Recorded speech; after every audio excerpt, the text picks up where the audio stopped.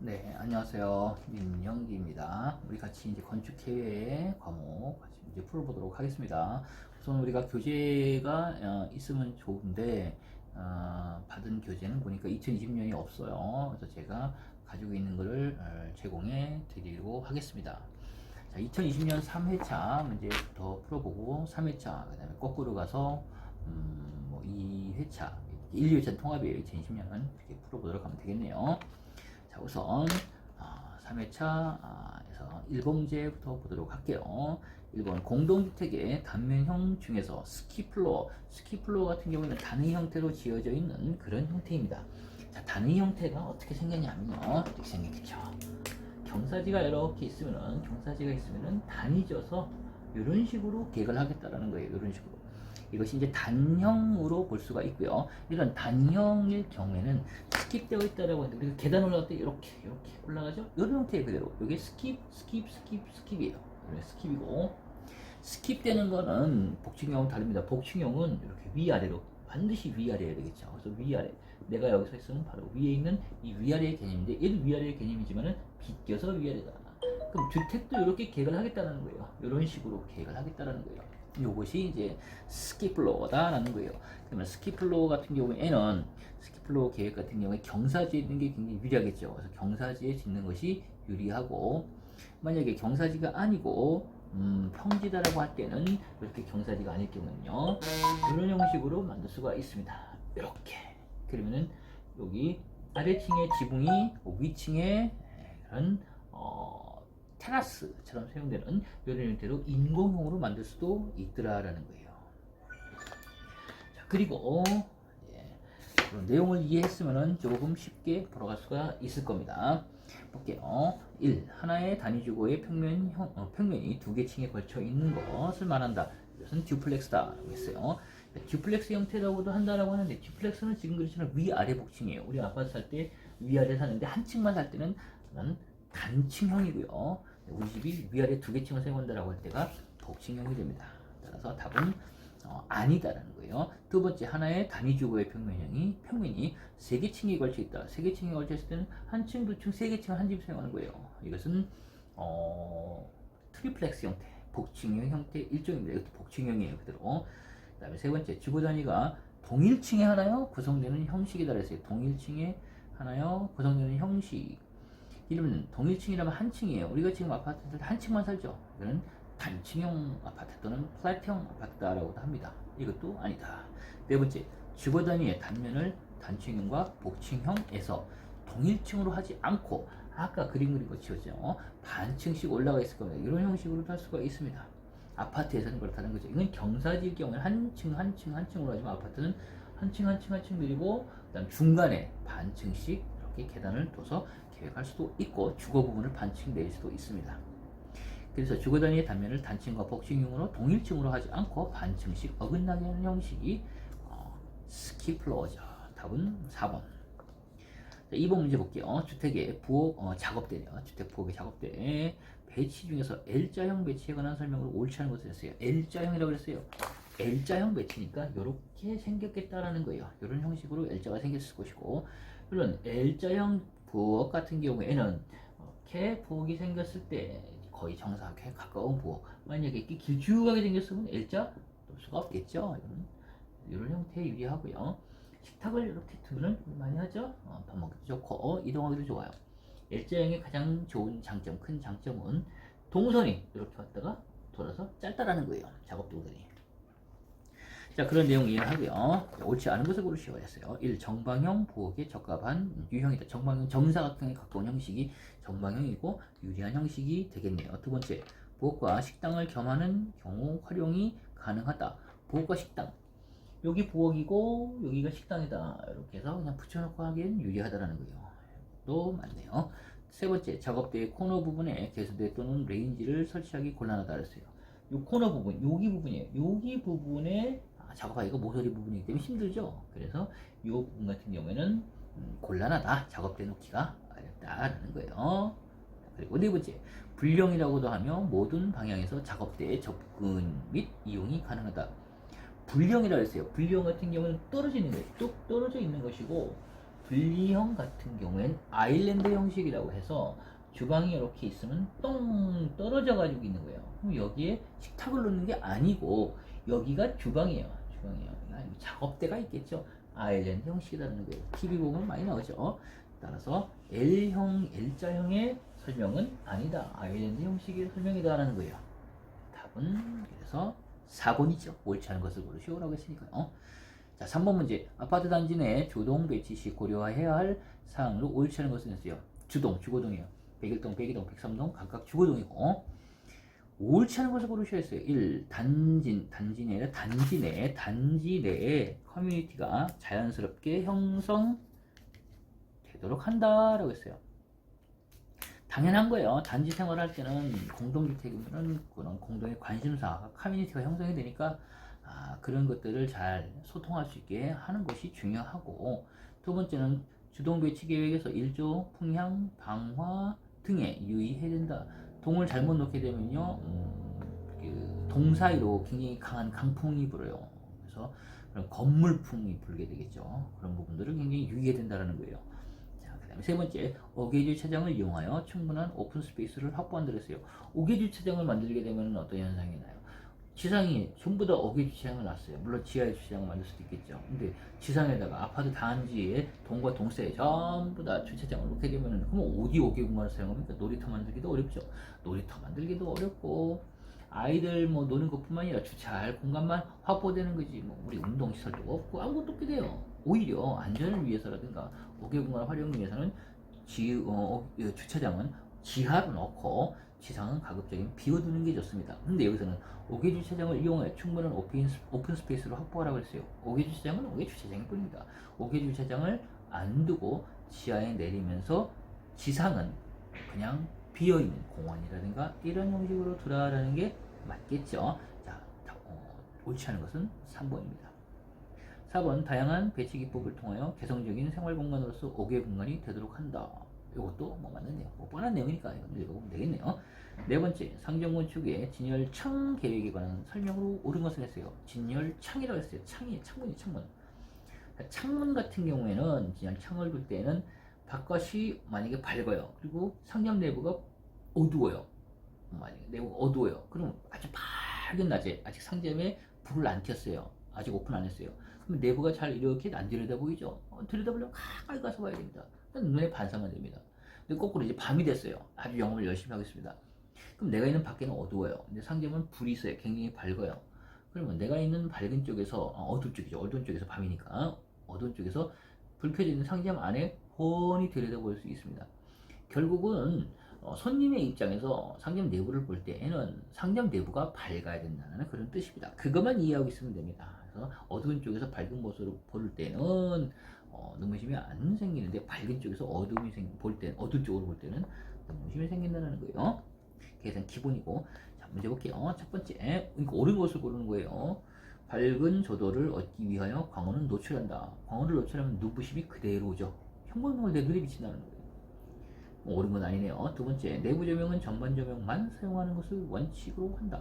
전반 조명만 설치를 하는 것이 아니라, 전반 조명은요, 천장이라고 본다면 천장이 이렇게 있으면 천장의 조명을 이렇게 닫았어요. 그럼 아래쪽으로 이렇게 불이 잘 비치게 되겠죠. 이건 괜찮아요. 그런데 여긴 지금 상점이에요. 상점이면은 진열창도 있고 이렇게 물건을 놓고 물건을 팔라 그래요. 그러면 여기에서 스포트라이트를 이렇게 비추면 물건을 비춰주면 훨씬 더 낫겠죠. 이 물건을 부각시켜줘야 돼요. 왜요? 얘는 상점이잖아요. 상점이 아니라 다른 그런 건축물이라면 굳이 국부 조명을 두지 않아도 되겠지만, 상점은 국부 조명을 만들어서 전반 조명과 국부 조명을 혼용하는 것이 가장 좋습니다. 따라서 이것은 좀 다른 문제다. 옳지 않다. 세 번째, 진열창의 내부 조도를 외부보다 낮게 하여. 내부 조도를 외부보다 낮게. 그럼 내가 있는 쪽은 어둡고 한쪽은 밝게 한다는, 아니 이 반대네요.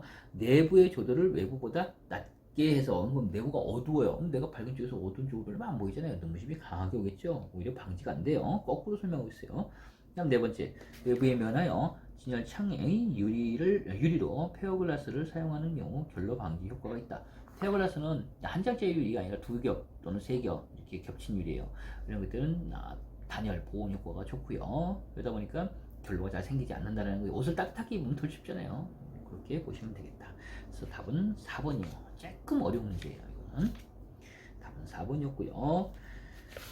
그 다음에 5번 문제로 보기로 하기로 하겠습니다. 학교 강당이 아니겠네요. 학교 강당 및 체육관에 관한 설명으로 옳은 것은 고르시오라고 했어요. 옳은 것은 1. 체육관의 규모는 표준 배구 코트를 둘 수 있는 크기가 필요하다 그랬어요. 배구 코트 예전에는 30년, 40년 전으로 내려가면 배구 코트지만 지금은 농구 코트죠. 농구 코트를 둘 수 있는 크기를 한다. 기준. 두 번째, 강당은 반드시 전교생 전원을 수용할 수 있도록 크기를 결정한다. 전교생 전원이 수용될 필요는 없습니다. 400명, 500명 어떻게 강당에 한꺼번에 넣습니까? 그래서 한 학년 정도에서 조금 더 여유가 있으면 할 수가 있고, 근데 한 학년까지 아니다. 도심지에서 불편하다라고 할 때는 3개 반, 4개 반 또는 5개 반 이런 정도 이렇게 계획하면 된다는 거예요. 몇 개 반이라고는 안 나와요. 대신에 전교생의 전원을 수용하고자 할 만큼의 강당을 사용하지 않으니까, 자주 사용하지 않으니까 전교생 수용할 필요는 없다는 뜻이에요. 세 번째, 강당의 진입 계획에서 학교 외부로부터의 동선을 별도로 고려하지 않는다라고 했어요. 자, 주의할 것이 있어요. 강당의 진입 계획에서 학교 외부로부터의 동선을 별도로 고려하지 않는다라고 했는데, 이것은 예를 들면요, 이렇게 부지가 있어요. 그리고 이게 학교 부지예요. 그리고 교사동, 우리가 복무하는 건물이 있어요. 그런데 강당을 하나, 이쪽이 이제 도로라고 생각해 볼게요. 강당을 하나 지었는데 강당은 이 깊은 안쪽에다 졌어요. 여기는 안쪽이에요. 이럴 경우에는 강당은 평상시에 이용을 잘 하지 않지만은, 만약에 외부에 그런 행사가 있다, 그래서 이 강당을 사용하게 하겠다라든가 할 때는 이렇게 들어와서 한참 돌아들어오는데 운동장을 가로지른다든가, 또는 들어와서 어떻게 이렇게 들어오겠죠. 이런 것보다는 가급적이면 강당은 소란스럽고 그럴 수가 있으니까, 만약에 친다면 여기에다가 기억하는 게 훨씬 낫겠죠. 그러면 입구를 이렇게 별도로 두게 되면은 평상시에 이렇게 이용할 수가 있는 거예요. 들어와서 이용할 때 이렇게 이용하고 운동장은 이쪽에 두면 되니까요. 이런 게 훨씬 더 좋다는 거예요. 접근성의 문제도 고려를 하는 거예요. 그래서 진입에 대해서 고려를 하고, 진입 계획에서 학교에서 학교 외부로부터죠. 학교 외부로부터, 그다음에 들어올 때는 별도의 동선을 둬서 교문으로 들어오지 않게 하는 것이 훨씬 더 안전상도 좋고, 학생들이 공부를 하는데 사람들이 들락달락 하면 복잡하잖아요. 그렇게 복잡하지 않으니까 가급적이면은 동선은 좀 분리시키는 게 좋고, 입구도 학교 외부로부터 들어올 때는 따로 두는 것이 좋다는 거예요. 이건 잘 이해를 해야 됩니다. 이게 굉장히 어려운 거예요. 근데 반드시 그렇게 하라는 건 아니에요. 이게 참 좋다는 거예요. 학교마다 강당이 그럼 다 별도로 학교 외부로부터 직접 들어가나요? 못 봤죠, 별로. 그렇게 되는 건 아니고. 자, 5번 문제, 이제 네 번째죠. 또 옳지 않은 거예요. 그 다음에 네 번째는, 강당을 체육관과 겸용할 경우 일반적으로 체육관 기능을 중심으로 계획한다. 강당 하나에서 체육관 기능을 하겠다라고 할 때는 강당에 의자를 붙일까요? 붙이면은 체육 못 하잖아요. 의자를 넘나들면서 농구할 거예요? 축구할 거예요? 아니죠. 따라서 강당을 사용하는 시간도 적어요. 빈도가 낮아요. 사용 빈도가 낮으니까 기왕이면은 강당하고 체육관, 잘 사용하지 않는 강당보다는 체육관의 기능으로 해서 평상시 아이들 체육 기능이죠. 그냥 운동도 하고, 체육 시간에 거기서 실습도 하고, 체육 실습이죠. 이런 것도 하고 훨씬 낫다라는 거예요. 그리고 강당으로 사용할 일이 있다, 졸업식을 한다고 할 때는 접초식 의자 같은 거 가져와서 얹어놓고 강당에서 행사하면 되겠죠. 그러니까 체육관으로 훨씬 더 기능이 많고 시간도 많이 사용하니까 체육관의 기능을 우선시하고, 그 다음에 필요에 따라서는 강당의 기능을 보조적으로 사용하라는 그런 뜻이에요. 따라서 강당을 체육관과 겸용할 경우에는 일반적으로는 체육관을 중심으로서 계획하는 것이 옳다는 거예요. 답은 그래서 4번입니다. 4번. 6번 문제, 사무소 건축의 코어에 관한 설명으로 옳지 않은 것은 했어요. 코어라 그랬어요. 코어는 핵 또는 중심을 뜻합니다. 그 중심을 뜻하고요. 코어를 한번 그려볼게요. 어떻게 생겼을까요? 설계를 하는 사람 입장에서는 코어를 항상 그립니다. 근데 설계를 하지 않는 입장에서 코어가 하면 좀 헷갈릴 수도 있는데, 우리 생각해서 어떤 건물을 갔어요. 조그만 건물이 아니라 큰 건물 갔어요. 큰 건물 갈 때 엘리베이터 타고 내가 한 20층 올라가야 됩니다. 그럴 때 엘리베이터가 쭈루루룩 있고, 그 옆에 화장실이 있는 경우도 있고 계단실이 있는 경우도 있을 겁니다. 그리고 나머지는 바깥에 이제 사무실 공간이 있을 거예요. 그래서 엘리베이터 쪽으로 가가지고 여러 대 중에서 한 대 눌러서 탈 겁니다. 그럼 그 공간이 바로 코어다라는 거예요. 그 계획을 코어 계획이라고 하고, 어떤 건물에 우리가 통상 높은 빌딩 같은 경우는 중앙부 쪽에 있습니다. 한 뭐 5층, 10층 경우에서는 한쪽 벽에 편심형으로 있을 수가 있는데, 대규모 건물 중앙에 되게 있어요. 이제 중심 코어 또는 중앙 코어가 됩니다. 이렇게 높은 빌딩의 코어 계획을 할 때는 코어 벽 외벽을 코어 자체이고, 이렇게 코어 엘리베이터 있다. 그래서 코어를 딱 만드는데 이 벽을 매진벽으로 계획을 한다라고 할 때는 아주 구조적으로 좋습니다. 그래서 높은 빌딩을 계획을 하면서 외부의 외곽은 이렇게 간단하게 카터널 형식으로 해가지고 계획할 수도 있습니다. 그래서 고층 빌딩 또는 초고층에서는 이렇게 중심에 있는 중심 코어가 좋고, 그 다음에 소규모 같은 경우에는 한쪽에 있는 코어가 있는 게 편식 코어, 이런 것들이 좋을 수도 있더라라는 거예요. 자, 코어에 대한 기본적 개념이 있고요. 첫 번째 볼게요. 1번 독립코어는 방대상 유리하다. 독립코어는 떨어져 있는 거예요. 자, 건물이 이렇게 있는데 독립적으로 똑 떨어져 있는 거예요. 그럼 이렇게 브리지를 연결을 해야 되겠죠. 이게 똑 떨어져 있으니까 어떨까요? 여기서 피날 때 건너가야 됩니다. 그렇게 내려가야 돼요. 불편하죠. 근데 만약에 이런 중심코어다. 내가 여기서 일하고 있어요. 불이야 했어요. 그럼 이렇게 쪼르륵 가가지고 또는 이렇게 쪼르륵 가가지고 피난하면 됩니다. 그러니까 피난 상황은 독립코어가 굉장히 불리해요. 여긴 유리하다라고 했으니까 방대상 유리하지 않다는 잘못된 설명이다라는 거예요. 그래서 답은 1번이 되네요. 옳지 않은 것을 고르시려 했으니까요. 자, 나머지 보면요. 두 번째는 독립코어는 사무실 공간 배치가 자유롭다. 독립코어는 사무실 공간 배치가 자유롭다 했어요. 독립코어가 그럼 절대적으로 나쁘냐? 방화 또는 피난 이럴 때 좀 불편하고, 독립적으로 공간을 딱 만들 수 있으니까 이 공간 자체에서는 사람들이 왔다 갔다 시끄럽게 막 화장실 가는 소리 안 들려요. 훨씬 더 사무공간은 좋아요. 독립코어는. 그래서 독립코어는 프라이버시 확보 또는 뭐 배치 상태에서 이 내부에서의 배치는 굉장히 유리합니다. 맞는 내용. 세 번째는 편식코어는 기준층 바닥이 면적이 작을 경우에, 편식코어는 똑 떨어지는 게 아니라 독립코어하고 한쪽으로 가 있는 거예요. 편심이 되어 있으니까 소규모 사무실이에요. 맞고, 네 번째, 중심코어는 바닥 면적이 큰 고층, 초고층 사무소에 적합하다. 중심이 있는 코어는 높은 빌딩에 적합하다라는 그런 뜻입니다. 자, 맞는 것은 4번차 맞는 것이고, 틀린 것은 1번이네요. 7번 문제, 백화점에 설치하는 에스컬레이터에 관한 설명으로 옳지 않은 것은 했어요. 백화점에 설치하는 에스컬레이터에 관한 설명, 에스컬레이터와 엘리베이터가 아닙니다. 백화점 같은 경우에는 뭐 25층, 20층 계획되는 게 아니라 뭐 3층, 4층, 5층 이런 정도에서 계획이 되니까 에스컬레이터로 쭉 해서 이동해 가면서 사람들이 쇼핑을 할 수가 있는 그런 개념이 되겠죠. 자, 그래서 옳지 않은 것을 고르시라고 했어요. 1. 수송량에 비해 점유 면적이 작다. 이건 우리가 이제 동일 수송량이라고 이야기를 합니다.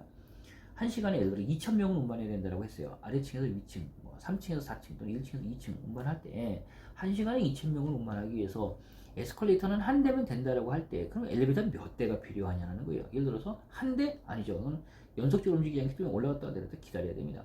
그렇게 한 시간에 2,000명 운반하고자 하니까 엘리베이터가 한 7대가 필요하다라고 할 때는 엘리베이터 7대를 나란히 쭈르륵 이렇게 여기서 1번부터 7번까지 쭈르륵 놓는 것보다 에스컬레이터 한 대 넣는 게 이렇게 면적으로 볼 때는 요만큼이 에스컬레이터 하는 게 절약이 될 수가 있다는 거예요. 그래서 동일 수송량이나 또는 제한된 시간에 얼마나 많은 사람을 운반할 것이냐, 이런 가정을 볼 때에는 에스컬레이터가 엘리베이터보다 훨씬 더 유리합니다. 그래서 백화점처럼 많은 사람이 있는 경우에 쓴다라는 거예요. 수송량에 비해 점유 면적은 작고, 두 번째, 설치 시에 에스컬레이터 설치를 시공할 경우에 층고라든가 또는 보호의 간격이 영향을 받는다.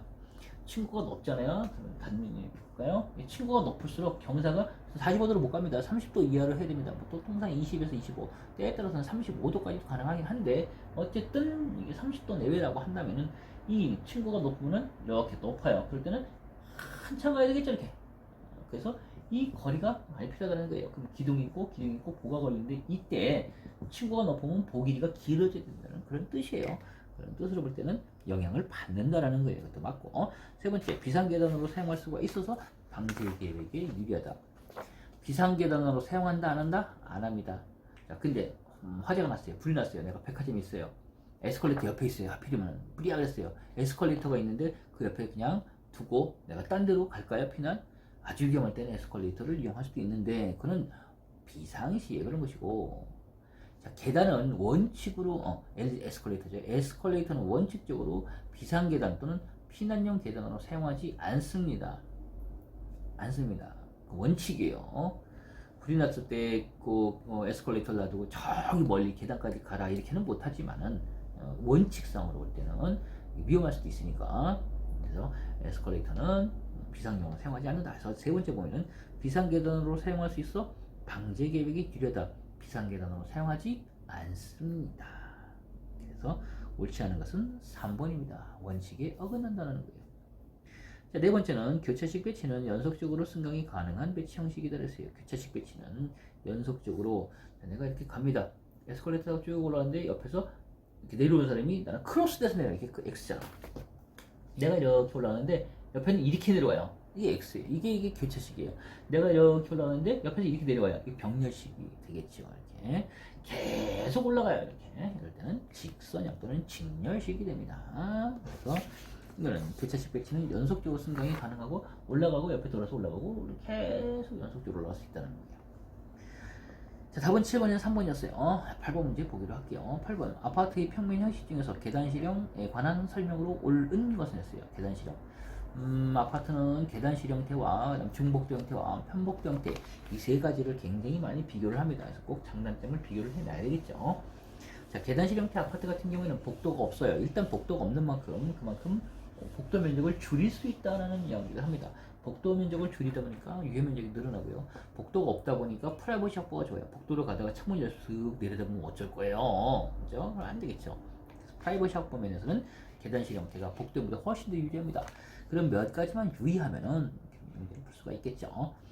옳은 것은 고르셔야 했어요. 옳은 것은 1. 집중형에 비해서 부지의 이용률이 높다. 부지의 이용률이라는 것은 넓은 부지가 아닌 좁은 부지다. 그 좁은 부지에다가 널쩍한 집 한 채 짓는 것보다 조그만 집 짓는 게 낫다는 거죠. 복도를 길게 놓는 것보다 복도를 없애는 게 나을 수도 있겠죠. 호령으로. 이렇게 집중형에 비해서 부지 이용률이 높은 게 아니라 거꾸로 집중형에 비해서는 부지 이용률이 낮습니다. 낮고, 그 다음에 복도형 형식이 또는 중복도 또는 그보다 더 좋은 더 밀도 높은 그 집중형 형태가 훨씬 더 부지 이용률이 높습니다. 가장 낮은 게 계단식 형태라는 거예요. 두 번째 보면 복도형에 비해서 프라이버시에 유리하다라고 했어요. 복도형에 비해서 프라이버시에 유리할까요? 유리하죠. 왜요? 복도가 없잖아요. 복도가 있으면요, 그만큼 복도에 소리가 들리기도 하고 냄새가 오기도 하고 지나가는 사람이 뭐 벨 누르기도 하고 들여다보기도 한다는 거죠. 자, 답은 옳은 것을 찾으려 했으니까 2번이에요. 자, 3번 문제. 다른 유형보다 독신자 아파트의 저가보다 독신자 아파트의 저가한 것은 중복도 형식이라는 거예요. 혼자 사는데 넓은 평수 살 필요는 없다는 거죠. 자, 네 번째. 중복도형에 비해서 한 대의 엘리베이터에 대한 이용 가능한 세대수가 많다. 중복도형에 비해서 한 대의 엘리베이터 이용 가능한 세대수가 많을까요? 엘리베이터 하나를 두고 복도 형식은 복도를 쭉 따라다 집들이 있기 때문에 한 대가 훨씬 더 많이 이용을 해요. 근데 이런 계단식 형태 우리가 살고 있는 아파트는 엘리베이터 한 대에 두 집밖에 없잖아요. 양쪽에 맞은편. 그래서 엘리베이터에 대한 내용으로 볼 때는 엘리베이터가 한 대가 두 대밖에 서비스를 안 하기 때문에 훨씬 더 많이 설치를 해야 됩니다. 분리해다 또는 뭐 비용이 많이 든다 이렇게 정리해 두셔도 되겠네요. 이거 틀린 거. 그래서 여기 그 해설 부분 한번 잘 보면서 꼼꼼히 살펴두셔야 됩니다.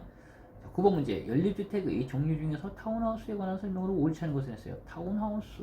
타운하우스는요, 단독형 타운하우스도 있고요, 또는 연립형 타운하우스도 있습니다. 단독형은 이제 한 집씩이에요. 여기 한 집 있고, 여기 한 집 있고, 또 떨어져 있어요. 도로 있고, 여기는 이제 뭐 앞에 마당도 있고, 주차장 이렇게 만들었어요. 여기 한 집이에요. 여기 한 집, 여기 한 집. 단독형이에요. 물론 집합적으로 형식으로도 있습니다. 그럴 때는 연립이 되어 있어서 이렇게 한 집, 두 집, 세 집이 나란히 붙어 있어요. 그리고 앞에 주차장 사용하고 각자 여기 정원 이렇게 만들어서 사용하겠다. 도로는 이렇게 있겠죠. 여기 A동, B동 이쪽 이렇게 집합형을 하는 경우도 있습니다. 이거 뭐 둘 다 나쁘지는 않아요.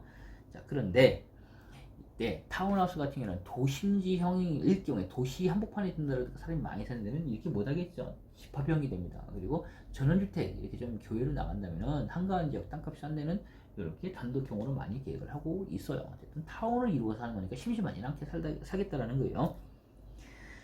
자, 볼게요. 옳지 않은 것을 고르시라 했어요. 1. 배치상의 다양성을 줄 수 있다. 이렇게 하나 일자형 배치할 수도 있고요. 직제거 형식으로 배치할 수가 있고 다양성을 누릴 수가 있겠고요. 두 번째는 각 주호마다 자동차의 주차가 용이하다. 즉 자기 집이야. 자기 집에다가 그냥 그대로 주차하고 그렇게 돌아서 이렇게 주차하고 공동의 정원이라든가 이렇게 길을 만들었다 뒤로 가면 여기도 또 집들이 있겠죠. 이렇게 그죠? 이렇게. 단지 형태를 직선형으로 만들 수도 있고 좀 더 지그재그라든가 좀 자유로운 형태로 만들 수도 있습니다. 타운하우스는 부지를 이렇게 이용하기도 좋아요. 그 다음에 두 번째, 각 주호마다 자동차의 주차가 용이하다. 세 번째, 받고 세 번째, 프라이버시 확보는 적용을 통해서도 가능하다.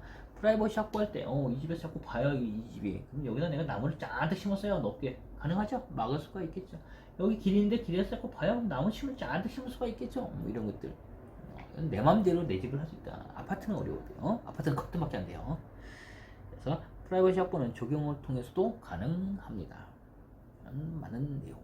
다음 네 번째는요. 토지 이용 및 건설비, 유지관리비의 효율성은 낮다.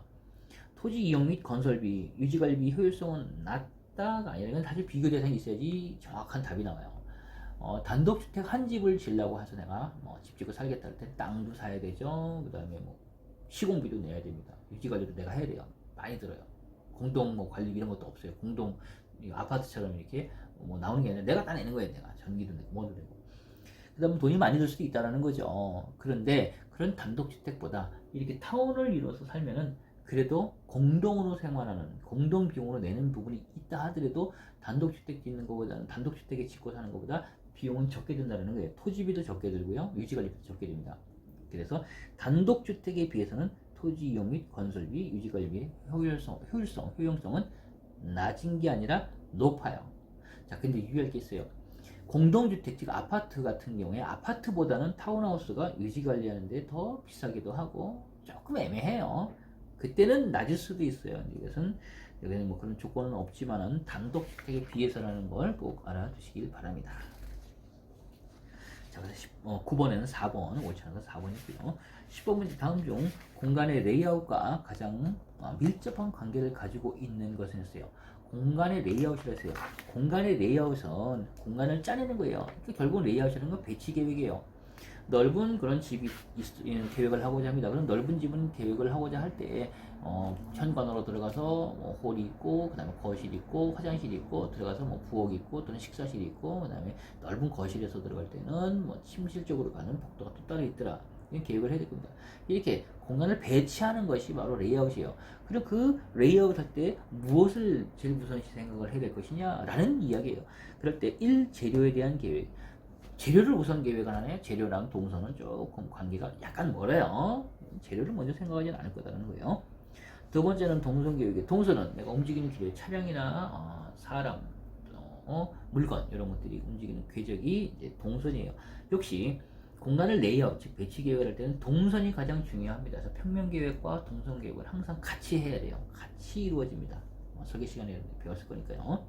그래서 가장 밀접하게 관계에 있는 것은 역시 동선 계획이니까 답은 벌써 나왔어요. 2번이고요. 3번은 설비 계획이에요.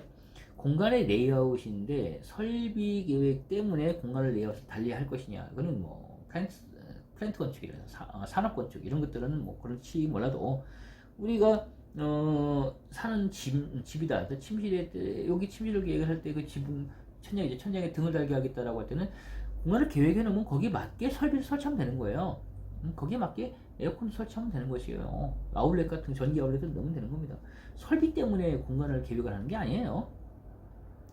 네 번째는 색채 계획이에요. 색채 계획도 고려할 사항이기는 하지만은 레이아웃 할 때에 색채 계획을 갖고 우선시해서 계획하는 건 아니다라는 거예요. 색채 계획은 아이들이면 약간 따뜻한 색, 좀 성인이 다 됐으면은 약간 차가운 색으로 계획을 하면 됩니다. 이건 별개의 문제다라는 거예요. 이런 문제가 문제를 읽고 공간의 레이아웃이 아니라 공장 아니야라고 착각하는 정도의 수준이고 하나씩 읽어보면 어렵지 않아요. 이거는 제가 책을 쓰는 해설을 잘못 따랐으니까 혹시라도 여러분들이 제가 나눠준 걸 혹시라도 본다라든가 또는 그냥 책을 볼 때는 고쳐놓으세요. 공장의 레이아웃이 아니라 공간의 레이아웃은 동선 계획에 상당히 관계가 있더라라는 거예요.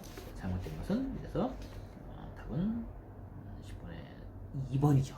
잘못된 것이 아니라 밀접한 관계를 가지고 있는 2번 동선 계획이었어요.